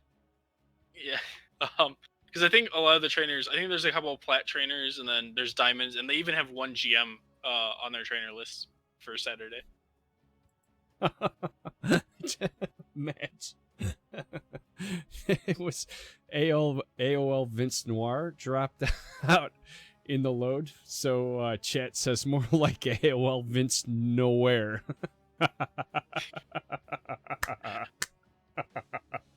Sorry, Valk. Sorry to step on your... No, so listen. Nobody's doing it better than CCS, CCL, whatever I call them. Listen, CCS. I can call them what I want. Stupid. I can call them That's what the easy way to... I had a hard time. I kept mixing them up, too, until I just was like, it's just can't count big stupid. Can't create acronyms is my favorite of their family of teams. Yes. That's my absolute favorite. Yeah. Thank you for that shout out. That's fantastic. Yeah. So now, back to something important. Volskaya. My second joke today. So we were talking about food. And we brought up gator and eating gator. And somebody said, a chef told me that the secret to great gator is to beat it with a stick for really long periods of time. And I said, until it's dead is ideal. I'm still laughing every time I think about that match. I just think that's the funniest darn thing I've ever heard, and I said it. Get it, match? Because if he's just hitting the gator with the stick and he's still moving around, he's not going to taste as good. It's better if he's dead, match. It's better if he's dead. I sat on that all day. Thank God for this disconnect issue. I wanted to get it out during the match, and then they had to go and make the match interesting. I've been sitting on that dang thing through 2 games. Okay, so you said that Infernal, a little bit one-dimensional. Talk to me about Volskaya Foundry, would you please? Drop me some wisdom. Volskaya Foundry is almost exactly opposite Infernal Shrine. So where the map movements may be similar in most games, again, it doesn't play out one-dimensionally because the draft comps that you could play on this map is so much wider than any other map in this game. If you go back and look at like HGC and Deves and then like everyone else since basically this map came out, you will see top tier players playing a wide variety on this map. Shoutouts to things like 4 tanks and a Lucio, 5 healers. By the way, there's your team name, everybody. Then you also have like Probius, Gazlo. They go up in value on this map. Obviously, Gazlo's banned right now. Diva goes up in value on this map because of the zone controlling aspect of it. So like you can get a lot wild comps on this map compared to other maps. Even though most people don't play the map that way, Sergeant Hammers can come out on this map with the conveyor belt shenanigans you can do with a hammer mounting up on like sieging up on one conveyor belt, letting it like rotate you to different places on the map. So it's a blank canvas map that not everyone takes advantage of the fact they have that blank canvas. Not everyone recognizes. So people are used to, I'm supposed to draw a bowl of fruit, so they keep drawing bowls of fruit. And you're saying, no. You could draw a bowl of vegetables this time. Glue some nuts and bolts on that sucker. Get 3D fishes. You could do anything you want. 5 healers, I think, is one of my favorite drafts to watch play out because it's so... I wouldn't call it hit or miss, but it's so hard to kill things sometimes because the staple of it is you had to first pick on a Uther because you need your tank and healer right away. And then after that, you got like Hyper Carry Tyrande coming out and like Offlane Rhaegar, which are just fun picks to see in general. Match, does the draft look familiar to you? Yeah, and I'm actually really surprised we're not seeing the variant ban. If I am X every night, I'm looking to pick up Varian probably in the 3-4 slot. I don't because do you think they counterpick? Do you think AOL counterpicks it? What would you counterpick for a top Varian? No, I'm sorry. What I meant was, do you think they pick him to counter? Oh, they pick the Varian. Yeah, they could if they play it. Like it's not bad. We saw it win the captain's draft. That Leon Black hosted. That's what I'm going to say. Sort of anybody can play it. I hate to sound that way, but And Raynor. All Nope, right. they leave him.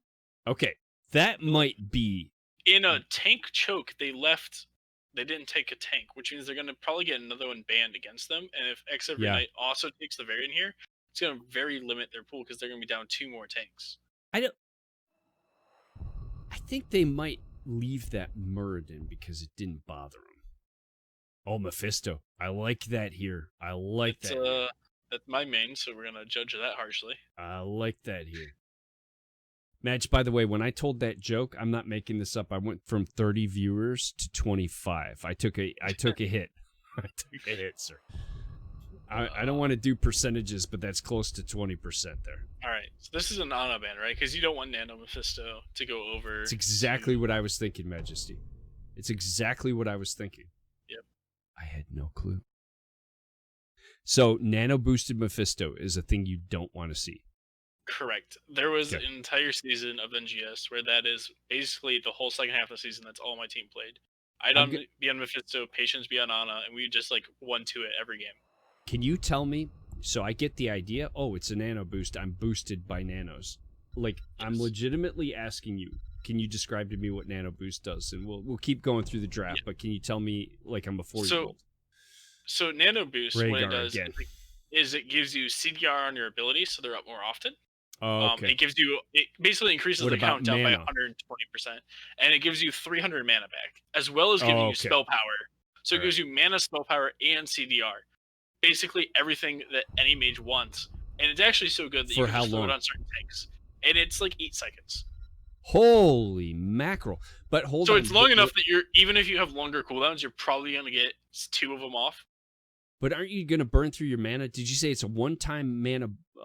It gives you 300 mana back at the beginning, and I've even on like Mephisto where I can get like resets, or on a Ming where I can get resets on my cooldowns a lot faster. You still can't go through it all. I can burn the exact amount of mana I get from Nano, and that's it. I've never been able to burn more than the amount. So it's great, and I've tried. Okay. Yes. I like the Sonya. So back to the draft, the Rhaegar pick again. I think that's a definite respect ban against what they saw in Game 1. Smart ban. Love the Sonya. Like, love her in an off lane. And what she can bring to these objectives take some time, right? You want sustained damage on the objective. She gives you that. Anduin's got the pull, so somebody gets into trouble on the point, he can pull them out. Mephisto, you've already described. Valley, you have that bursty damage over time. And we finish up with the Yrel, who I love. I love it. Yatre with the Yrel. Gola on the Blaze main tank that you talked about in the last draft. Yeah. Max, you got us a game. Yeah, I really like the draft out of AOL. I really like the draft. Sorry, guys. Chat's a little silly right now. Man, I had some typos in there. But anyways, yeah, I like the Blaze tank. I think adding the bunker to help mitigate some of the stuff coming out of Artemis is really strong. I like Yrel because I think Yrel is just really strong right now. She brings a lot of damage, and she brings more damage and more tankiness than other offlaners. Like, she's kind of checks both those boxes really well. I love these. I like the Raynor, like the Gul'dan. There's the one issue I really have with Artemis is hold that match. Tell me the issue. I want to hear it. On the left side in the blue trucks, Majesty, your Anti-Oak League, represented by Gola on Blaze, Yatre on Yrel, Kazekata on Stukov, Transformer on Raynor, and AWOL Vince Nowhere on Gul'dan. Madge, tell me who we've got on the right side. We have 7 on Anduin, and of course they waited to type until I had to go and do this. Dark Horse on Vala, Ashken on Mephisto, X every night on the Sonya, and honestly on Johanna. Well, I hope you wouldn't lie to me. Okay, tell me what you were telling me about. Was it about Yrel? So Yrel checks both those boxes. The one part of Artemis' draft that I don't like, and part of the reason I would pick AWIL over them was I think Vala's a little squishy to go into some of the things. I think Raynor's gonna fall here. Yeah. Raynor was gets out of there.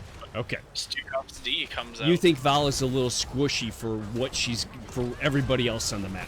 Oh, yeah. Blaze got under 50. trouble. Yeah. So she's going to have to rely then on her maneuverability, right? She's speedy, and she's going to have to rely on mobility. I think maybe might be the word there, to stay alive, because she's definitely a glass cannon. Yeah. I mean, they do have the end-to-end pool, which will help a lot. And she definitely brings a lot of damage. If she's able to play safe, like, she'll probably just shred through the team of AOL. But AOL has a lot of tankiness that I think will go in their favor. I don't expect a whole lot to be happening. I'm going to check in on bottom lane because I'm an offlaner, but I don't expect a whole lot to happen between these two. They should trade fairly evenly. Both teams are going to grab their turret camps right on time. Artemis gets theirs a little faster, and Tran says, hey, listen, I know I'm a sheriff, but I could use a little help here. A little bit of aggression there from Artemis, but Trey leaps right out of it. He's Urel. And Artemis heading up and getting, looking at that support camp right away. That's an early move on the support camp. They have position. It's a 4v4. AOL moves in, and there's the 3-man stun by Gola on the Blaze. But Artemis trading damage. Blaze getting low. So is Joe. Joe's the first to fall. Rainer's running for his life, and Sonya rotates up, almost gets the Rainer, not quite. Gola's trying to get out of there on the Blaze. Sonya's trying to hunt him down. AOL manages to walk out with that match. And both turns were dropped, so that is the only item on the map now until about halfway through the first objective. Wow. And we now have Sonya sticking around top for the moment. Urel's mid. Okay, there goes Sonya. She's going to leave, and what Artemis will do, they're going to take this camp, and then they'll rotate up. What mostly we see teams doing, match, is using the 4-man mid and top, and having the off-laners handle the bottom lane, and that looks like what we've got here for the most part today. Aside from the aggression. Yes. It is Ace in the Hole Raynor, which is a nice adaptation. External Raynor is still good on any map, but Ace in the Hole, I think, on more teamfight-oriented maps, I really like. What does that give you? Burst? An additional burst? It gives you 10% more damage to everything he does when you hit a slowed hero or a stunned hero. Okay. All right. So, for instance, if you had a Blaze knocking out 3-man stuns, that would be good for your Raynor. Yeah, on top of the fact that his spread shot, every 4th auto, when he does that spread, it actually slows as well. So he's able to sub-proc it as well. That explains why I sometimes have trouble that I can't understand with Raynor. Yeah, it used to be on his level 7, and then they changed it to where, like, instead of forcing him to pick... Joe's in trouble here, match. That's, she pops the Unstoppable, but she went in there a little bit weak. Yeah, so that slow used to be on a 7 talent. So when you picked Ace at 1, you had to pick the exact same 7. They're like, we wanted some flexibility, so we moved that slow to 1, and then we changed that level 7, which is... But he still picks the same level 7, the Unstable Compound. Okay. There's another 2-man stun coming out from Goal, and that could be... Oh, I thought it might be 2, but they got Mephisto. Mephisto is a tough out. So... AOL in firm control of the first objective, and I think they're going to leave the healer there. Joe is coming back in, though. She's sniffing out that invade on the turret camp. Is Artemis going to try and contest? No. And they also do lose the Protector, so AOL finishes off that, channels it, and Urel hops in and says, where do you want me to go, guys? Blaze says, just go north. And Urel hops back out. We put Gul'dan in the Protector. I guess they didn't like how Urel was driving. Sorry, Yatre. They just want Urel to be able to go off and suck the off lane so they don't fall behind. Well, I like the way I said it better. Yours made more sense, though. So, match. For anybody new to the game, tell them why the Protector went directly to the top lane and what they want to accomplish here. So sometimes you do what's called the drive-by, where you try to take like 1 mid tower, but the goal of each objective is to set yourself up in a better situation for the next objective. Okay. Because you're really not going to win the game till the 3rd objective unless you're the original Phoenix Rising Onyx. But so basically what you're going to do is you're going to use 1 Protector to get the well of the objective for the next, because it always follows the same order of middle, top, bottom, middle, bottom, top, or middle, top, bottom. Right, it always goes the same order on objectives, so you know where the next well. So mission accomplished then. Yes. They got ahead in XP and they got the top well. So they're sitting pretty right now on AOL. So we see that B up here. That's where the next objective is coming, and they'll be able to tap during those extended fights. Those are long objectives. AOL will be able to tap. Artemis will not. What do you think the B stands for? Very cool if you get that well down for your opponent. Are they all B? I never actually paid attention to the letter. I think it's I believe it's ABC. In fact, I don't believe it. It is ABC. I never paid attention to the fact that there's a letter in there. I knew something. I knew something. It finally. Everybody said it would never happen. Yeah, no, that it goes ABC. I know this because I know bottom is C. I don't know why it sticks in my mind, but I remember bottom being C. AOL with an 11 talent tier advantage, a 10 talent tier advantage, a 1 level lead. But Artemis does grab 10, and that's important because that objective will be coming up on the B point very soon. Bottom lane, folks, I'm sorry. I'm gonna make you watch this for a minute. Because these guys, they play hard too. They want to be on dropping TV. In mid. I know. I was showing the offlaners. Oh, that's tough. The pole comes out, but not quite in time, and I think Joe might wish she was out of there, and she does back. No, she's going back in. She doesn't have the unstoppable. She popped it. She goes back in and is able to rotate back out, or is she? No, she pays for it. She pays for it. So Mephisto goes down first. Artemis doesn't really back out of that fight, and they lose Joe because for their trouble. So the ultimates on Artemis are lower cooldown than AOL, so they lost that fight. I think they're set up better for the next objective because of that fight happening. Look at them. Yeah, look at those cooldowns. Are all under 30 seconds.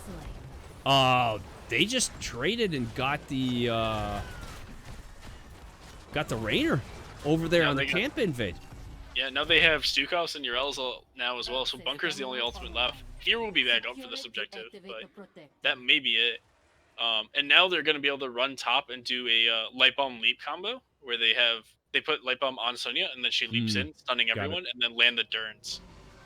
The best light bombs I've ever executed, I didn't know were happening.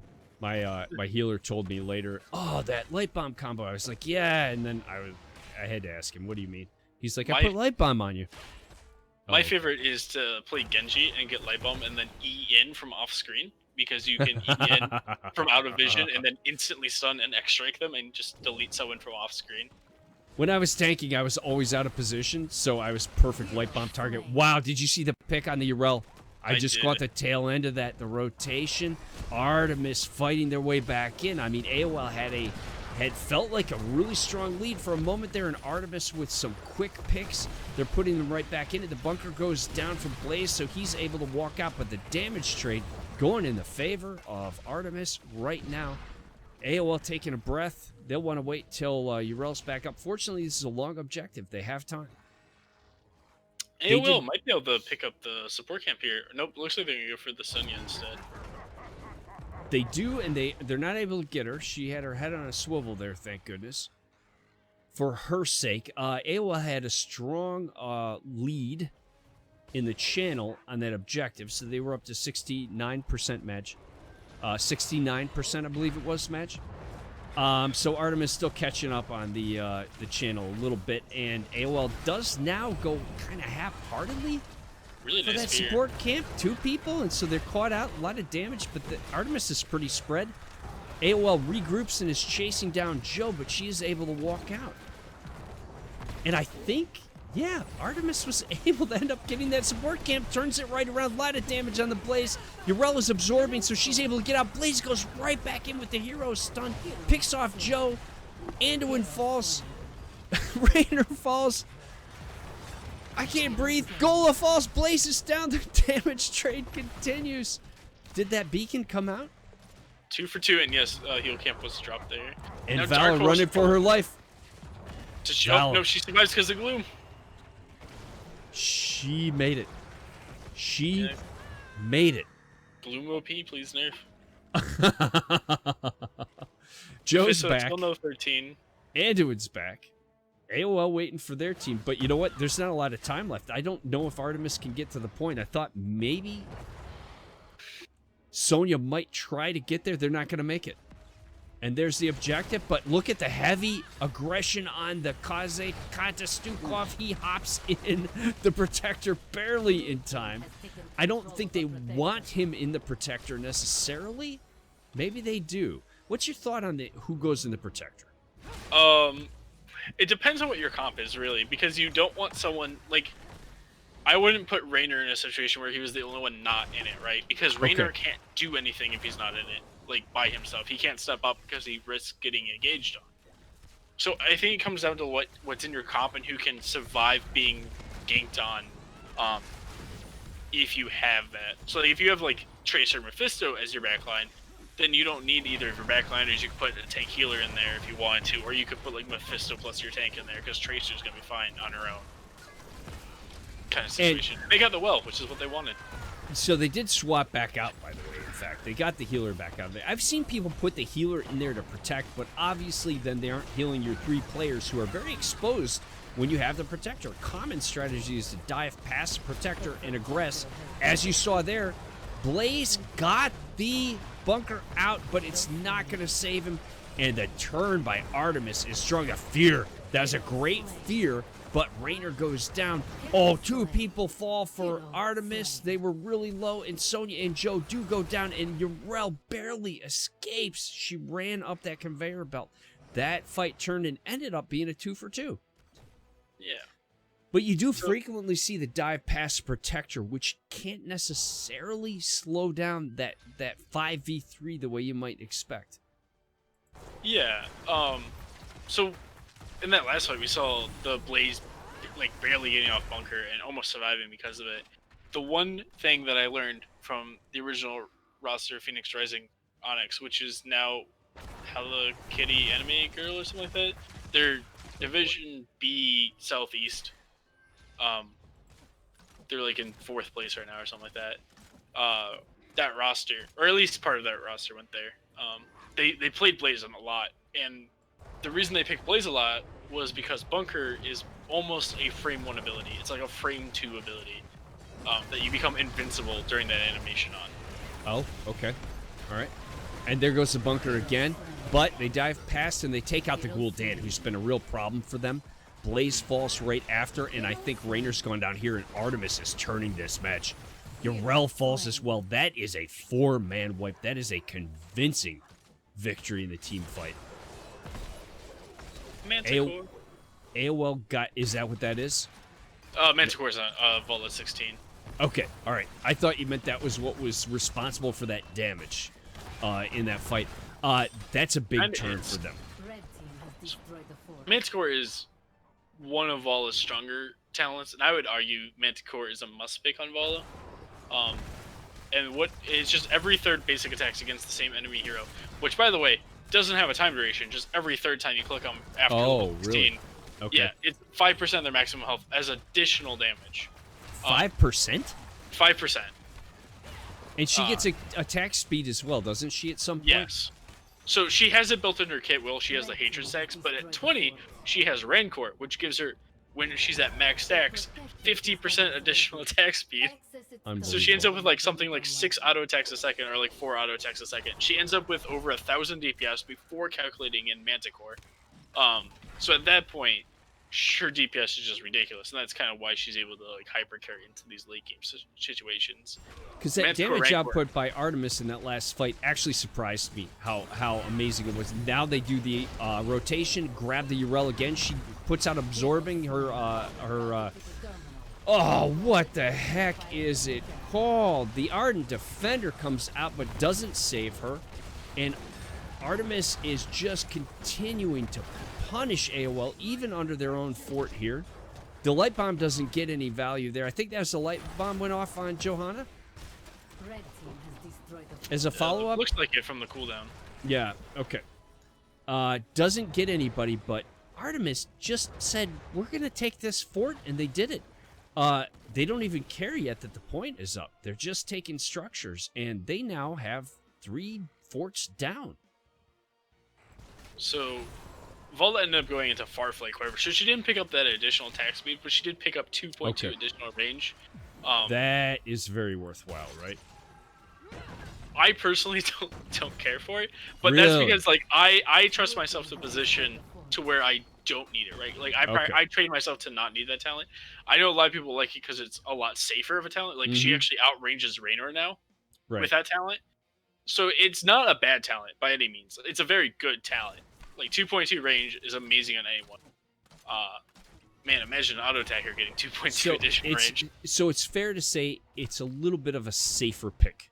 You get to stand a little bit further back. You don't put yourself as much at risk. And I mean, by the way, Madge, look what Artemis is doing here.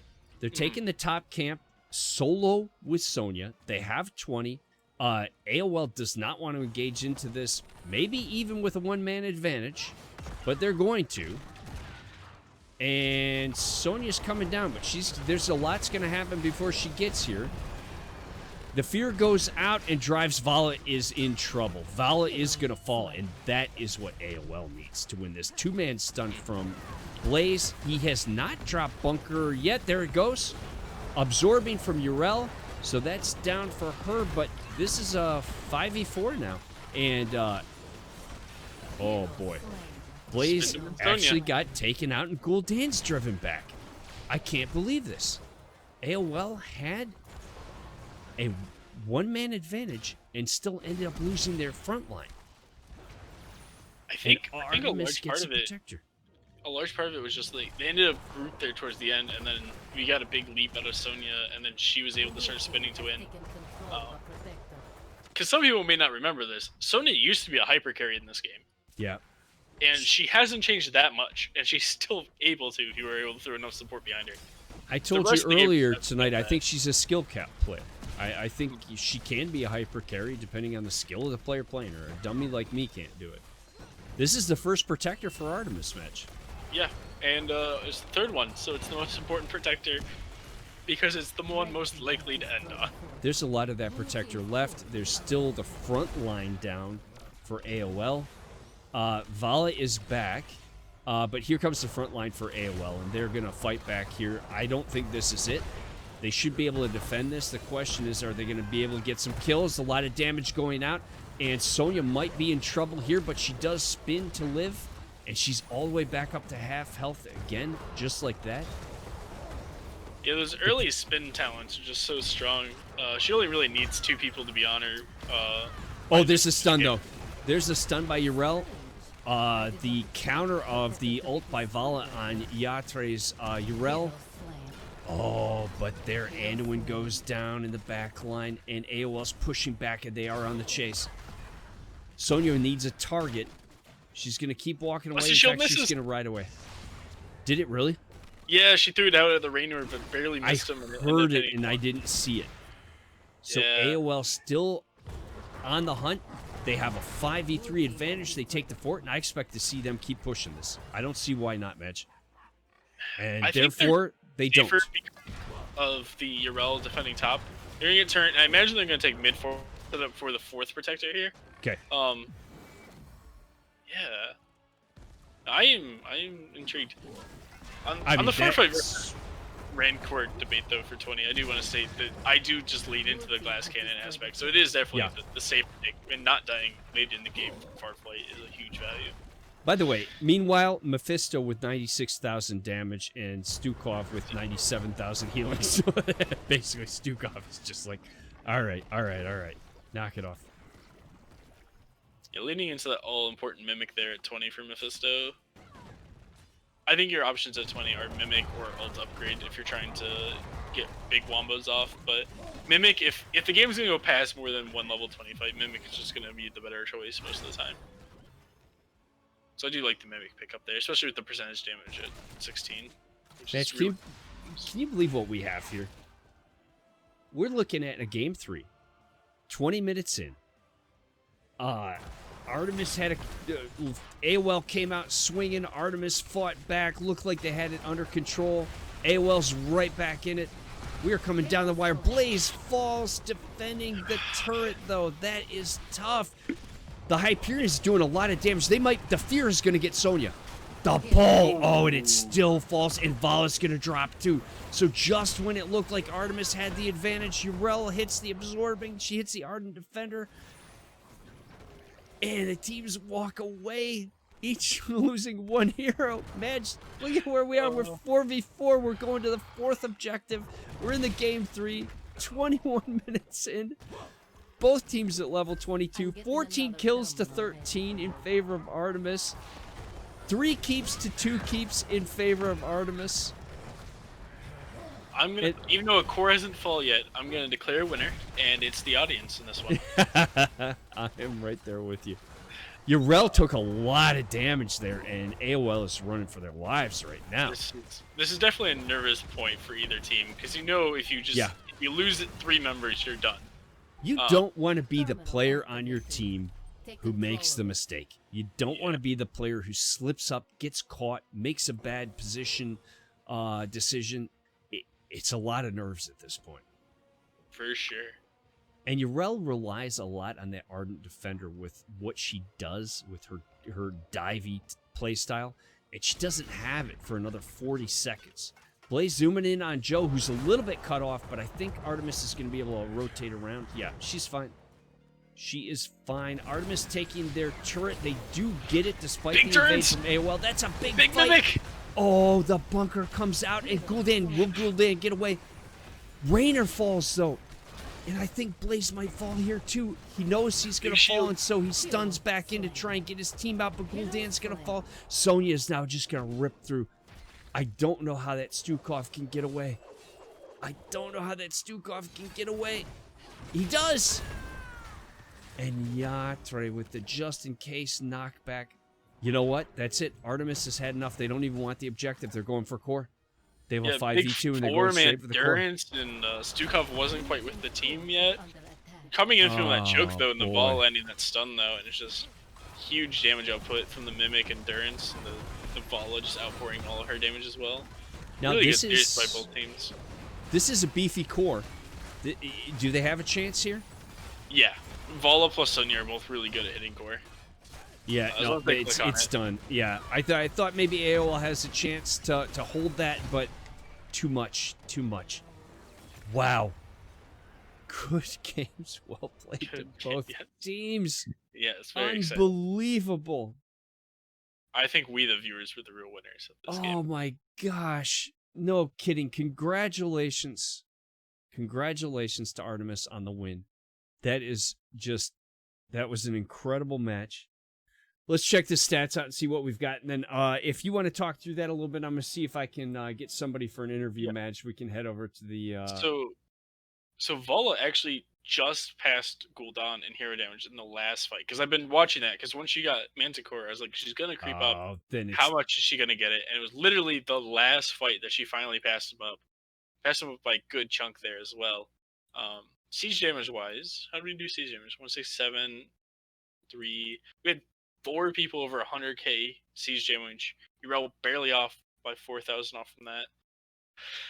Overall, 13 to 17 kills. Healing wise, Stukov 117, Anduin 97. Most of the other one is from either shield talents or if you drop a heal camp, it actually counts as healing. Actually, no, heal camps don't count, but the protector, if you give shields to allies while in the driver's seat of the protector, the damage it absorbs counts. So not just giving them the shield, but they have to absorb the damage. Raynor actually topped the self-healing, so he was pressing E button a lot. Barely beating out Gul'dan, actually, by about 500. Which is really close. Actually, there's a lot of self-healing in this game. Anduin, Blaze, Sonya, Urel, Johanna, Gul'dan, Raynor, all with the self-healing. Vala, if she gave up Gloom, she could have gotten self-healing, but Gloom saved her life a couple times in that game, so was definitely the pick to go for. Mephisto, weirdly, his level... All right, talk to me about the Gloom. Tell me about the Gloom, because I thought that Gloom, I'm not going to lie, I thought it was something that Gul'dan's sort of what I would call poison, that damage over time that Gul'dan does. Alright, so Gloom is Vala's 13 talent that she took. So Vala has 3 13 talents. She can either heal off her Q, heal off her auto attacks when she's at max hatred, or she can get permanent 20 spell armor, and then she can activate to consume all of her hatred to gain 3 spell armor per hatred consuming, which could be up to when she's at max 10 hatred. is another additional 30 spell armor. So she can give herself 5 spell armor for 50 spell armor for 5 seconds. And it really helps cover her basis of just getting bursted down. Oh, wow. So that's what saved her when she was running Yeah. back on that top objective. Yeah, it was ticking down, and then the spell armor was able to slowly remove damage. So Hello, how about hello. Hey, all right, so it's going to be you. I know this guy. Yeah, it's me. I am our spokesperson, I guess. Honestly, good game. I'm going to get Madge back on the cam here. So first of all, congratulations. A really, really hard fought match. That's a reverse sweep for you. It was. That was a tough game. We My got gosh. got it handed to us in that first match, man. You didn't get anything for free tonight. No, we didn't. You earned it. Although you say you got it handed to you in the first match. Let's be honest. You handed it back to them in the second match. That comp worked for you. And we had a lot of talk. I'll let Madge talk about what we thought we were going to see from the variant, and then you can talk about what you did instead. So, Madge, what did we think we were going to see come out there? I was calling for the smash variant for the race potential with the Ming. You smash the immortal, and then you just kind of burst it with the Ming at the same time. Yeah, I mean, it's the same general idea, except with taunt, we smash a hero instead of the immortal. I mean, you could use smash on heroes too. It's a low cooldown, 20 seconds. So 10 you seconds prioritized the blow up, and it worked for you 100%. And I said that for a guy like me, I noticed the Li Ming damage, but Raynor was right there with her. He was, I think he ended up 2,000 damage behind, right, same spot with Li Ming. So those taunts, you guys were focusing the damage and getting the picks you wanted. Do you know you had something like 22 or 27 kills to 1? Did you know that? Yes, we did when we were looking at the score screen. Normally, when we have games like that, I am the one death, and it wasn't me this time. There were a couple times where I was saying, Urel or Joe pops the unstoppable, so she's gonna get out. No, she's going back in. She's going back in. I love it, man. Love you walking that tightrope and the aggression. So what can you tell me about game one? You came out of that. I don't believe that you felt down at all about it. It just looked to me like you said, all right, change of strat. What did you guys discuss between game one and game two? Really, game one, our comms were all over the place. Okay. We weren't calling cooldowns. Our rotations were sloppy.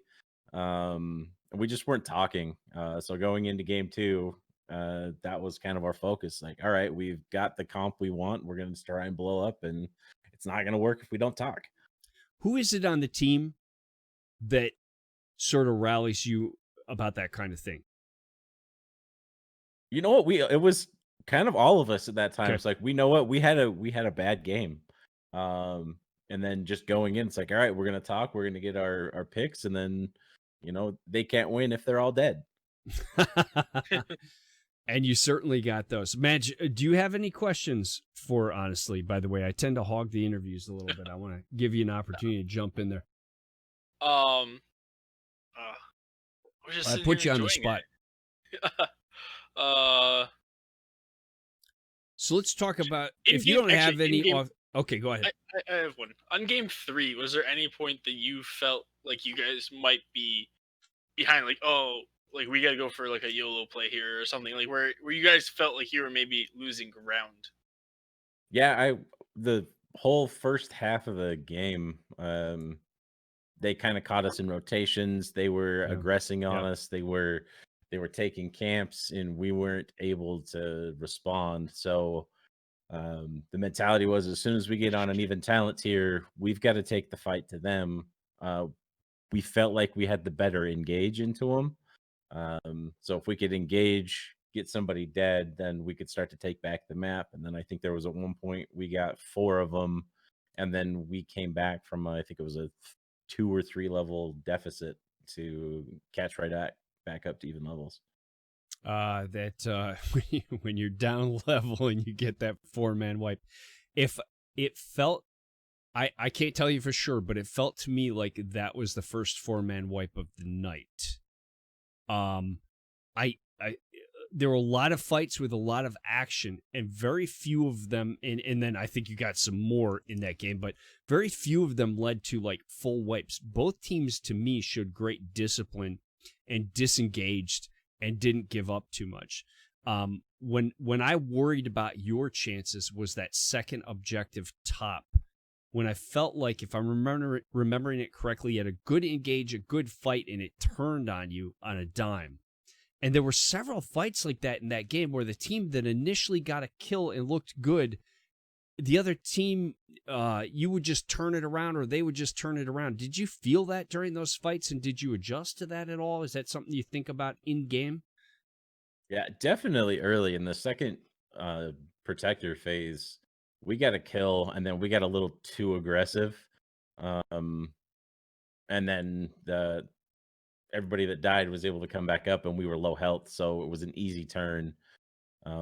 But then kind of going into it, we were starting to win those trades more and more. Mm-hmm. You know, we were getting 2 for 1, 3 for 1, instead of uh, the opposite way. And then we were starting to take the protector. So the idea was, if we can sustain through their burst and get through everything that they've got, then we can re-engage. And especially if we can get a leap back line or something, we've got potential to wipe them. So in the draft going into the last game, Majesty identified that the concern he had with Vala was that everything else that was on the map was really dangerous for Vala, that she would have to position very well. Vala had 1 death in that last match. So, Mephisto put out massive damage numbers, but you need that Vala alive as well. And she really was able to stay in a position where she was getting the damage put down and staying alive, and that had to be really important for you.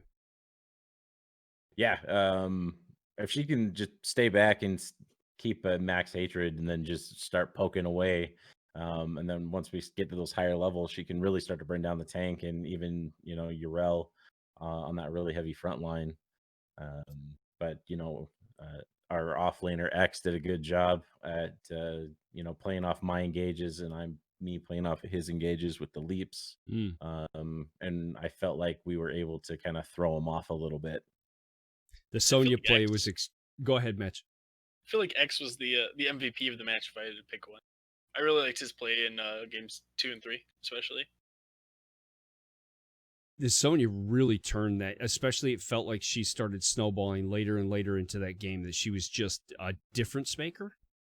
But it's funny too, I'm looking at the numbers, and Mephisto had 130,000 damage.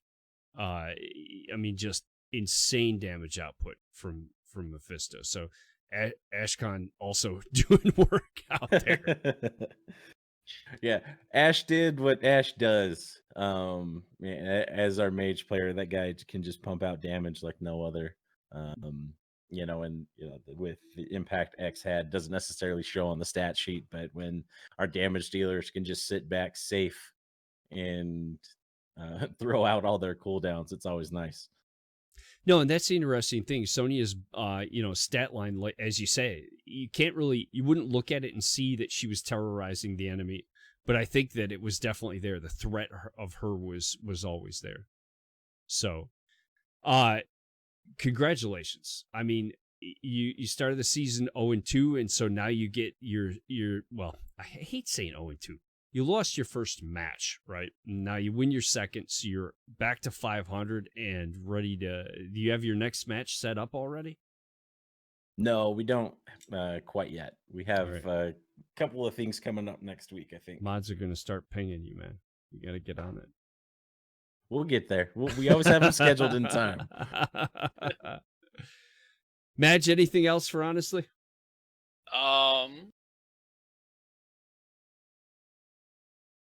No, it's just overall it was well played by the whole team. Both teams did very well. It was anyone's game at any point. It was very exciting to watch. The real winners were the viewers. Yeah, You gave everybody a show. You played fantastic, you guys. You earned it. Congratulations to you. Honestly, we wish you the best rest of the season. GG, well played. Awesome. Thank you. We appreciate the cast, guys. Keep up the good work. You too. You're doing the work. We just get to have the fun.